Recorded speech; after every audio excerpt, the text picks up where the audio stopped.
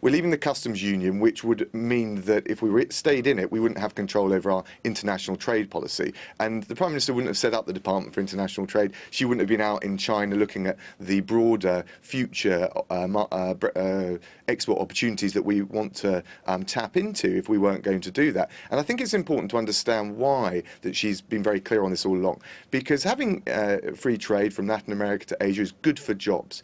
It'll also increase the productivity of our domestic economy, which is good for raising real wages. And also, in terms of free trade's got a long track record of reducing prices. So in terms of easing some of the cost of living pressures on lower middle income families, it's very important. That's one of the great advantages, opportunities of Brexit. So it is important that we grasp it.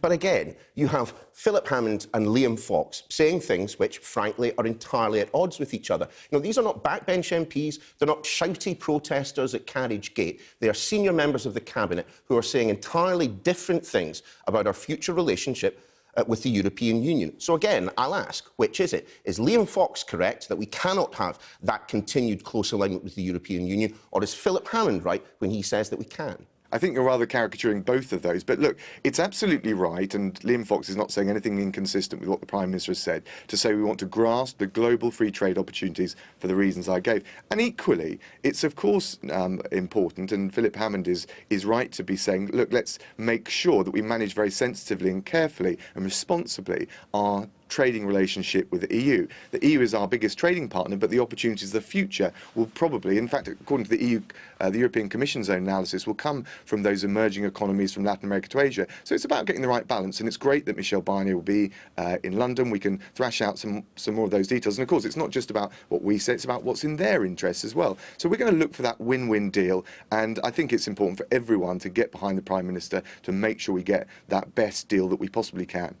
Are you honestly saying, Mr Raab, that the government is speaking with one voice on this matter, that there is not a fundamental difference of opinion around the Cabinet table when it comes to our future relationship with the European Union? Is that what you're saying? No, I think there are inherent tensions in dealing with Brexit because different people take different views. It's not just in the Conservative Party, it's not just in the Labour Party, it's across the country. And actually, we need a bit of a team effort here. That's what I'm saying, loud and clear. And we should be rallying behind this Prime Minister and this government. And David Davis is doing a tremendous job in the negotiations and making sure that we carry people with us. I was a Brexiteer. You know that. We've discussed it before. But I also understand the importance of mitigating the risks of Brexit as well as grasping the opportunities. And it will require a team effort. And that's what we need to see. OK, but just on that basis then, I'll ask my second question once again. Do you think that after we leave the European Union, there is any possibility that we could be in a form of customs union, not the customs union, but an arrangement which differs from it but looks quite similar? No, I don't think we'll be in any form, at least as conceived in international trade practice, of customs union, because if we were, we would have our hands tied in negotiating free trade deals with other parts of the world, whether it's Brazil, whether it's China or India. And Prime Minister's been very clear, we want to be able to grasp those opportunities, but at the same time, we want frictionless trade with the EU, and so there will be important negotiations on the technical detail of making sure that actually goods and services can flow freely across the border. So that's the distinction.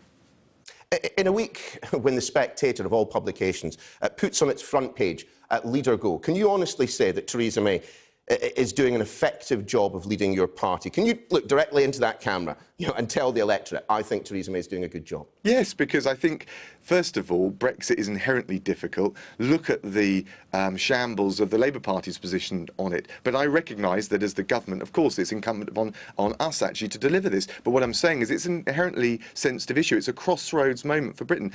I'd expected there to be tensions along the way, both in terms to the politics here at home, but also in terms of our negotiation with the EU. So what matters most is a team effort, a bit of discipline, dare I say it, a bit of emotional intelligence along the way as well, not react to every negative story that the media want to ham up, and actually focus on the prize, which is a win-win deal with the EU, but also grasping the opportunities of Brexit. And that's what I'm 100% focused on, and that's why I think, and the overwhelming majority of MPs are behind the Prime Minister in that regard.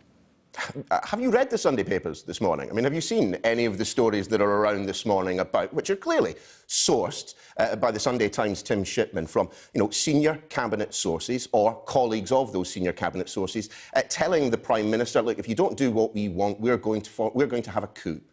Have you seen those stories?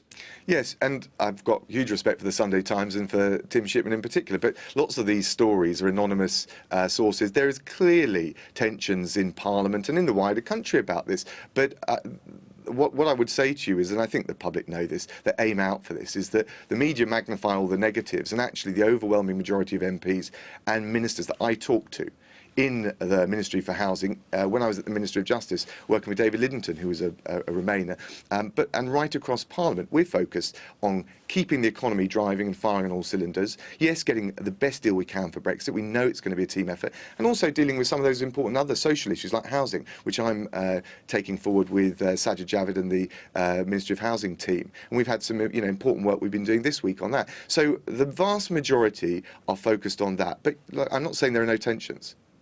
We will discuss you briefly in just a moment, but some have suggested that perhaps one of Theresa May's biggest recent mistakes, and admittedly something of a crowded field, was not giving Jacob Rees-Mogg a ministerial post, putting the reins on him. Instead, this week he accused the Treasury of fiddling the numbers, making things up. I mean, is he correct? Is he correct about fiddling figures? Yes. No, I don't think so. I don't think there's any fiddling of figures. I mean, so why has he been allowed to get away with it? Say again? Why has he been allowed to get away with it? Well, look, Jacob's a very thoughtful contributor to the Brexit debate. He's a backbencher. He's got the freedom of the backbenchers. But I'd just say this about forecasts, because you asked about it. And it's sort of presented in a very politicised way. I read Kristin Forbes' account of Bank of England forecasting. She was on the committee at the Bank of England and stepped down, very renowned American economist, and she's made the point that some of these forecasts are inherently uncertain, and actually the forecasting model is flawed. And so I think it is fair to say that, look, some of these forecasts have proven wrong in the past, and treating them like a science is bound to end up being proved wrong. But my experience of the civil service in the current Ministry of Housing, Communities and Local Government is that there's a great can-do attitude, huge level of expertise, and so I don't think it's right to start criticising individual civil servants or bad-mouthing the civil service as a whole. Actually, they're doing a great job, and it's a challenge for them too. So you don't identify them in the ever-lengthening list of enemies within? I mean, we have the judiciary, the media, the CBI. I mean, the civil service isn't part of that list. You've never heard me talk about anyone as the enemy within. Look, I can tell you, I've been doing the housing job now for less than a month, and what I've been struck at the Ministry of Housing, Communities and Local Government is the great can-do spirit, a lot of creative thinking, and real excitement, a real buzz about this challenge we've got of building the homes Britain needs and making them more affordable for the nurses, the teachers and the young families that want to get on the housing ladder. So actually, I think we've got a great team, and look, all I can tell you is my experience day in, day out when I go into the office. OK, give us some of the creative, radical thinking that's going to solve the crisis in housing, then. Well, there's no silver bullet, there's no magic wand, but we've done two things this week which I think are important. One, you've seen in the papers probably today, the announcement that we're going to allow local authorities the flexibility, the freedom to build up when they need to meet their housing targets. And that's important because whether it's providing apartments, whether it's terraced housing, we want to make sure that they've got the freedom to provide the homes that they need in their local community. And at the same time, earlier in the week, we had our homes infrastructure funding, and it was £866 million, which will unlock 200,000 new homes. But the real point is this: when we're encouraging local authorities to build more homes, and people rightly ask, but where will the roads be to deal with the congestion, or will we be able to get our kids into the local school, or what about the pressure on NHS services? We'll be providing the funding, not just to build those homes we need, but to make sure we have the infrastructure to build up and strengthen our communities as well. So those are just two examples of a range of reforms we're coming forward with to make sure Britain has the homes we need and to make them more affordable, as I said, for the low and middling income families, for the next generation that believe and share in the Conservative vision of home ownership, but can't currently get on the housing ladder. We want to make sure that we build homes for them. Sorry to interrupt, but one thing you would not countenance is building on the green belt. You're a bit of a NIMBY, aren't you? Me personally? Yes. Well, actually, if you want to look at my record, I've argued for example, in my constituency, the expansion of a local infant school on the Greenbelt when there were no other options. Why? Because I think it's really important that the... We're talking about housing, though. Yes, no, but I haven't been an NIMBY in the way you've described. There are, of course, existing safeguards which are really important because we cherish our Greenbelt, and they're not absolute, but they do need to be respected. But overall, whether it's planning reform, which is important, and that's why the building up announcement is so important on density, releasing public sector land, making sure builders, once they've got their planning permission, actually deliver the homes that they've undertaken to, and also this targeted investment. If we keep going on, we can build on our existing record, 217,000 new homes built, delivered in the last year, and get to that level of 300,000 new homes being delivered each year. And that's important because not only will it provide the homes we need, but start to see the affordability come down for the nurse, for the teacher, for the young families that want to get on the housing ladder. And that's the plan, and we're restless and really straining to get cracking on it.